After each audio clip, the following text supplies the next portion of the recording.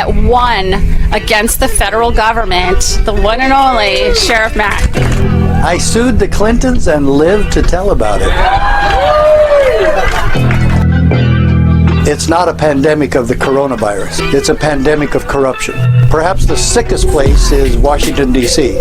God struck down Sodom and Gomorrah. He sure owes Sodom and Gomorrah an apology if he doesn't do that to Washington, D.C. It is so corrupt.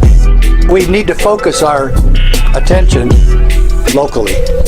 You want to take back America? Do it state by state, county by county, sheriff by sheriff. There's not a single person in government at any level that has any authority to shut you down, to quarantine you, to take away your freedom, to take away your Constitution, to suspend your constitutional rights.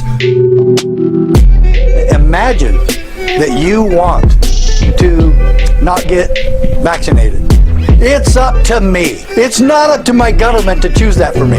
It's not up to my government to tell me or force me to wear a seatbelt. It's not up to the government to tell me to wear a mask. Are you kidding? Are we totally insane? We're going along with that? Jefferson said, when all government shall be drawn to Washington as the center of all power, it will render powerless the checks provided, in other words, the Constitution, and become as venal and oppressive as the government from which we separated.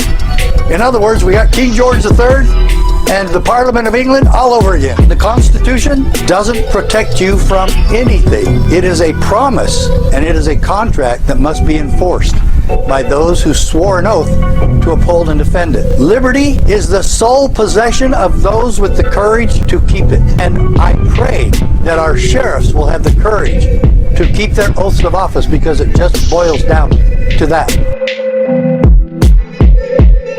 The drug war is the biggest farce since the IRS. It's really created a police state and a lot of abuses that go on. One day I'm writing a lady a traffic ticket, and I could tell when she ran through the stop sign that she didn't mean to do it. She had 5 or 6 kids in her car, and they were just all over in the car going crazy. And so she tried to settle her kids down. She lost track of where she was on the road, and she ran a stop sign right in front of me. And she looked over at me. I'm the only living person within 150 yards of that intersection. And she immediately pulls over. She doesn't even wait for me to turn my lights on. She just pulls over. And so I get up to the car, and she has her license and registration already out the window. And so I just started writing. And this lady was obviously having a horrible day. And then right when I'm about to sign my name and serial number, I paused. And I looked down at this dejected, discouraged woman.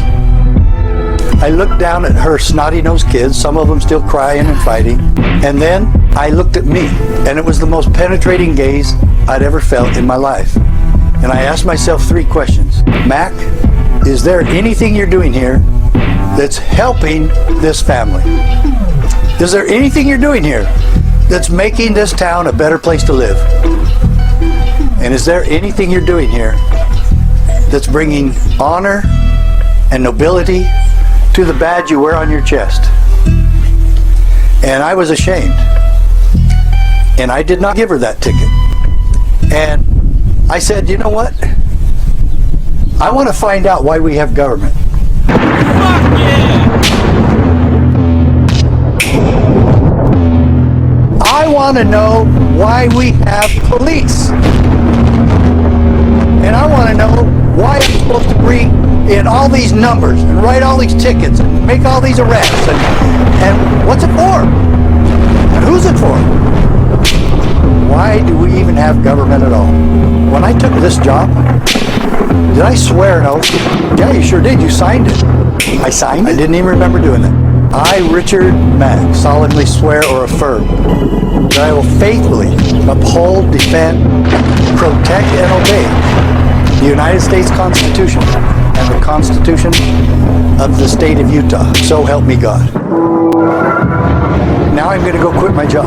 I am literally taking the badge off my shirt, and I am going into the chief's office, and I started thinking what would happen when I went home and told my wife I just quit my job. All because this little thing about not keeping your oath, and you're a liar and a hypocrite.